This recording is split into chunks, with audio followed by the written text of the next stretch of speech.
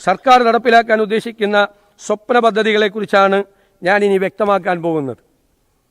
Sir, mission സമുദ്ര. കേരളത്തിൻ്റെ 600 kilometre തീരദേശം, 2 അന്താരാഷ്ട്ര തുറമുഖങ്ങൾ, ഒരു container transshipment terminal, 17 non major തുറമുഖങ്ങൾ, മറ്റനേകം ജലസ്രോതസ്സുകൾ തുടങ്ങിയ സാധ്യതകൾ സംയോജിപ്പിച്ച് 5 വർഷത്തിനുള്ളിൽ കേരളത്തെ ലോക മാരിടൈം ഭൂപടത്തിൽ വൻ ശക്തിയായി ഉയർത്തുന്നതിനുള്ള പദ്ധതിയായ മിഷൻ സമുദ്ര നടപ്പിലാക്കും. കേരളത്തെ ഒരു പോർട്ട് സിറ്റിയായി വിഭാവനം ചെയ്ത് റോഡ്, സമുദ്രം, റെയിൽ, ഉൾനാടൻ ജലപാതകൾ, നിർമ്മാണ മേഖലകൾ, ഗ്രീൻഫീൽഡ് സിറ്റി എന്നിവയെല്ലാം ബന്ധിപ്പിച്ചുകൊണ്ടുള്ള മാരിടൈം സമ്പദ് വ്യവസ്ഥയിലേക്ക് കേരളത്തെ മാറ്റും. വിഴിഞ്ഞം ട്രാൻസ്ഷിപ്മെന്റ് ടെർമിനലിനെ രാജ്യത്തിൻ്റെ വിവിധ ഭാഗങ്ങളുമായി ബന്ധിപ്പിക്കുന്നതിനും ഗതാഗത ബന്ധം മെച്ചപ്പെടുത്തുന്നതിനുമായി ബാലരാമപുരം വിഴിഞ്ഞം ഭൂഗർഭ റെയിൽ, വിഴിഞ്ഞം നാവായിക്കുളം ഔട്ടർ റിംഗ് റോഡ് എന്നീ പദ്ധതികൾക്കായുള്ള സ്ഥലമേറ്റെടുക്കലും നിർമ്മാണ പ്രവർത്തനങ്ങളും വേഗത്തിൽ നടപ്പിലാക്കും. വിഴിഞ്ഞം, കൊച്ചി തുറമുഖങ്ങൾക്ക് ചുറ്റും നിർമ്മാണ മേഖലകൾ, സ്റ്റഫിംഗ് സെന്ററുകൾ, ഡ്രൈ പോർട്ട് എന്നിവ ആരംഭിക്കും.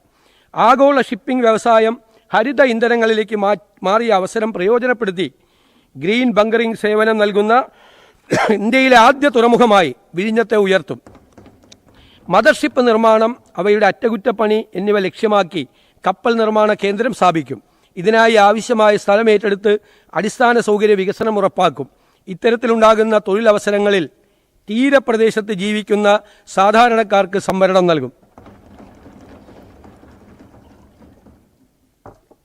സർ, സംസ്ഥാനത്തെ നിർണായകമായ 4 പ്രധാന നോൺ മേജർ തുറമുഖങ്ങളായ വിഴിഞ്ഞവും കോവളവും കൂടിയുള്ളത് കൊല്ലം, ബേപ്പൂർ, അഴീക്കൽ എന്നിവയുടെ വികസനത്തിനായും കടൽ വഴിയുള്ള ചരക്ക് ഗതാഗതത്തിനും മറ്റ് തുറമുഖ അധിഷ്ഠിത വ്യവസായങ്ങൾക്കും ലോജിസ്റ്റിക്സ്, കപ്പൽ അനുബന്ധ പ്രവർത്തനങ്ങൾക്കും മറ്റ് 13 നോൺ മേജർ തുറമുഖങ്ങളിലെ തുറമുഖ ഭൂമികൾ, കെട്ടിടങ്ങൾ, മറ്റ് ആസ്തികൾ പ്രയോജനപ്പെടുത്തി സ്വകാര്യ പങ്കാളിത്തത്തോടെ മാരിടൈം ടൂറിസം, ലോജിസ്റ്റിക്സ്, മാരിടൈം വ്യവസായം, മാരിടൈം നിയമവിദ്യാഭ്യാസം, മാരിടൈം മ്യൂസിയം എന്നിവ ഉൾപ്പെടുന്ന കേരള മാരിടൈം പോളിസി രൂപീകരിക്കും.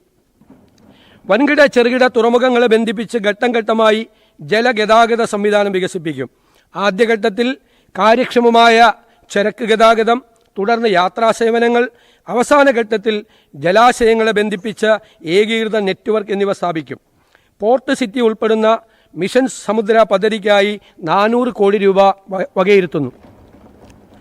Sir, maritime museum. പുരാതന തുറമുഖമായ മുസിരീസ് മുതൽ പേരുകേട്ട ബേപ്പൂർ ഉരു നിർമ്മാതാക്കൾ വരെയും, കൊല്ലം ട്രേഡ് റൂട്ട് മുതൽ ആധുനിക കാലത്തെ വിഴിഞ്ഞം ആഴക്കടൽ തുറമുഖം വരെയും കേരളത്തിന് മാരിടൈം ചരിത്രത്തിൽ കേന്ദ്രസ്ഥാനമുണ്ട്. ഈ പൈതൃകം സംരക്ഷിക്കുന്നതിനും പരിപോഷിപ്പിക്കുന്നതിനും ജനങ്ങൾക്ക് ഇതേക്കുറിച്ച് അറിവ് നൽകുന്നതിനുമായി കേരളത്തിൻ്റെ സമുദ്രയാത്രാ ചരിത്രം, കപ്പൽ നിർമ്മാണ പാരമ്പര്യം, വാണിജ്യ പൈതൃകം, കടൽ മേഖല ജീവിത സംസ്കാരം എന്നിവയെ ഒരുമിപ്പിക്കുന്ന ഒരു അന്തർദേശീയ മാരിടൈം മ്യൂസിയം സ്ഥാപിക്കും. സംവേദനാത്മക പ്രദർശനങ്ങൾ, പൗരാണിക രേഖകളുടെ ശേഖരങ്ങൾ, ഗവേഷണ സൗകര്യങ്ങൾ എന്നിവ ഉൾപ്പെടുന്ന കേരള മാരിടൈം ടൂറിസത്തിൻ്റെ അടിത്തറയായിരിക്കും ഇത്. കേരളത്തെ മുൻനിര ഇക്കോണമിയും മാരിടൈം ലോജിസ്റ്റിക്സ് ഹബ്ബുമായി ആക്കി മാറ്റുന്നതിനുള്ള സർക്കാരിൻ്റെ ലക്ഷ്യത്തിന് നിദർശനമായിരിക്കും ഈ മ്യൂസിയം. ഇതിനായി 50 കോടി രൂപ വകയിരുത്തുന്നു. Southern Kerala economic corridor and rare earth and critical mineral corridor.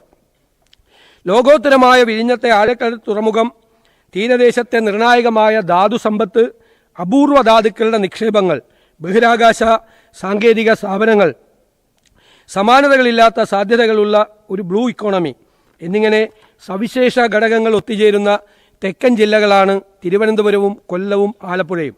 ഈ 3 ജില്ലകളെയും തന്ത്രപരമായ ദേശീയ പ്രാധാന്യമുള്ള ഒരു ഏകീകൃത സാമ്പത്തിക മേഖലയായി യോജിപ്പിക്കുന്ന സതേൺ കേരള ഇക്കണോമിക് കോറിഡോർ സൃഷ്ടിക്കും.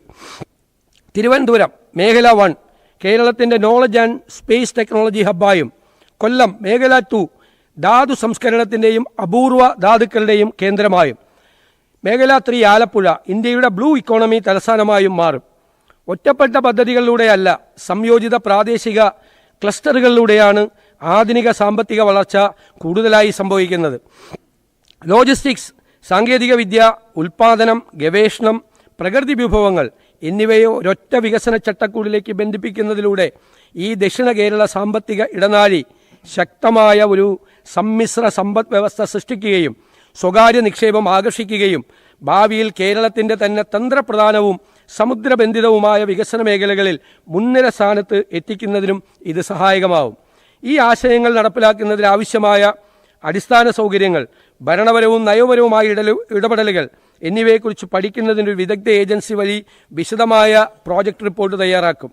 Rare earth and critical minerals കോറിഡോറിനായി 100 കോടി രൂപയും സദേൺ കേരള ഇക്കണോമിക് കോറിഡോറിനായി 50 കോടി രൂപയും വകയിരുത്തുന്നു. സർ, വർദ്ധിച്ചു വരുന്ന വ്യോമയാന ആവശ്യകത, കയറ്റുമതി, ലോജിസ്റ്റിക്സ്, വിനോദസഞ്ചാര മേഖലകളിലെ സാധ്യതകൾ എന്നിവ കണക്കിലെടുത്തുകൊണ്ട് സംസ്ഥാനത്തെ 4 അന്താരാഷ്ട്ര വിമാനത്താവളങ്ങളെയും കേന്ദ്രീകരിച്ച് കേരളത്തെ ഏഷ്യയിലെ പ്രധാന ഏവിയേഷൻ ലോജിസ്റ്റിക്സ് ഹബ്ബാക്കി വികസിപ്പിക്കുന്നതിനുള്ള വിവിധ അടിസ്ഥാന സൗകര്യ വികസന പദ്ധതികൾ ആവിഷ്കരിക്കുന്നതാണ്. ഇതിൻ്റെ പ്രാരംഭ പ്രവർത്തനങ്ങൾക്കായി 200 കോടി രൂപ വകയിരുത്തുന്നു. സർ, ഇതിൽ സേവന മേഖലകൾ, ഗ്ലോബൽ കേപ്പബിലിറ്റി സെൻ്ററുകൾ, ഹോസ്പിറ്റാലിറ്റി, വ്യോമയാന അനുബന്ധ വ്യാപാര സേവന മേഖലകൾ എന്നിവ ഉൾക്കൊള്ളുന്ന എയ്റോ പാർക്ക്, എയ്റോ സിറ്റി പദ്ധതികളും നടപ്പിലാക്കും.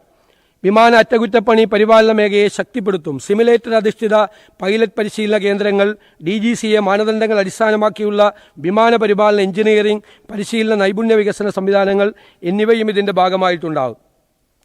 കാർഷിക, മത്സ്യ, ഫാർമ മേഖലകളിലെ കയറ്റുമതി ശക്തിപ്പെടുത്തുന്നതിനായി സംയോജിത പാക്ക് ഹൗസ് സൗകര്യവും ഫാർമ കാർഗോ സൗകര്യങ്ങളും വർദ്ധിപ്പിക്കുന്നതിനുള്ള നടപടികൾ കൈക്കൊള്ളുന്നതാണ്.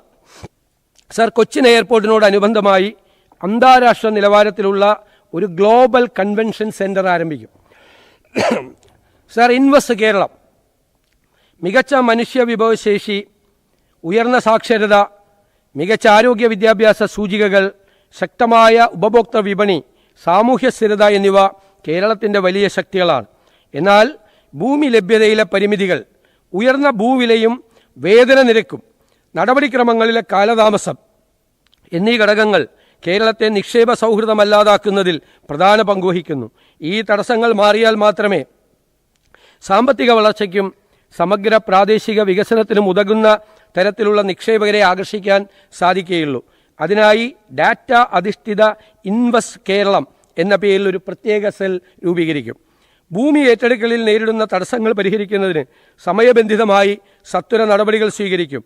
നിക്ഷേപകർക്ക് ആവശ്യമായ ഭൂമി, നിയമപരമായ വിവിധ അനുമതികൾ, നിക്ഷേപാനന്തര പിന്തുണ എന്നിവ ഓരോ ഘട്ടത്തിലും ഉറപ്പുവരുത്തുന്ന ഒരു ഏകജാലക സംവിധാനമായിരിക്കും ഇൻവെസ്റ്റ് കേരളം സെൽ. ഇതിനുള്ള മാർഗരേഖയായി പ്രോജക്റ്റ് ഇംപ്ലിമെൻറ്റേഷൻ പ്രോട്ടോകോൾ നടപ്പിലാക്കും. സർ, പദ്ധതി നിർവഹണം ത്വരിതപ്പെടുത്തുന്നതിലൂടെയും നിക്ഷേപകരുടെ ആത്മവിശ്വാസം വർദ്ധിപ്പിക്കുന്നതിലൂടെയും കേരളത്തിലുടനീളം തൊഴിലവസരങ്ങൾ സൃഷ്ടിക്കുന്നതിനും വ്യാവസായിക വൈവിധ്യവൽക്കരണത്തിനും സാങ്കേതിക വിദ്യയുടെ കൈമാറ്റത്തിനും സുസ്ഥിര സാമ്പത്തിക വളർച്ചയ്ക്കും ഇത് മികച്ച സംഭാവന നൽകും. നിക്ഷേപത്തിന് തയ്യാറായ പദ്ധതികളുടെ ഒരു പൈപ്പ് ലൈൻ നിലനിർത്തുന്നതിലൂടെ കേരളത്തിൻ്റെ ദീർഘകാല വികസന ലക്ഷ്യങ്ങളുമായി പൊരുത്തപ്പെടുന്നതും വിവിധ മേഖലകളിൽ മുൻഗണനാടിസ്ഥാനത്തിൽ നിക്ഷേപം ആകർഷിക്കുന്നതുമായ പ്രവർത്തനങ്ങൾ ഈ സംവിധാനം വഴി ഏറ്റെടുക്കാൻ കഴിയും. സർ, പദ്ധതികളുടെ പുരോഗതിയും പൂർത്തീകരണവും കൃത്യമായി നിരീക്ഷിച്ച് വിജയകരമാകുമെന്ന് ഉറപ്പുവരുത്തുന്നതിനും മാർഗനിർദ്ദേശങ്ങൾ നൽകുന്നതിനും മുഖ്യമന്ത്രി അധ്യക്ഷനായും വ്യവസായ മന്ത്രി ഉപാധ്യക്ഷനായും ബന്ധപ്പെട്ട മേഖലകളിലെ വിദഗ്ധരെ ഉൾപ്പെടുത്തി ഇൻവെസ്റ്റ്മെൻറ്റ് അഡ്വൈസറി കൗൺസിൽ രൂപീകരിക്കും. സർക്കാരിൻ്റെ നിക്ഷേപ പ്രോത്സാഹന സംവിധാനങ്ങളിൽ മികച്ച പ്രൊഫഷണലിസം കൊണ്ടുവരുന്നതിനും പുതുയുഗ കേരളത്തിന് വഴിയൊരുക്കുന്നതിനും ഇതൊരു നിർണായകമായ ചുവടുവയ്പായിരിക്കും.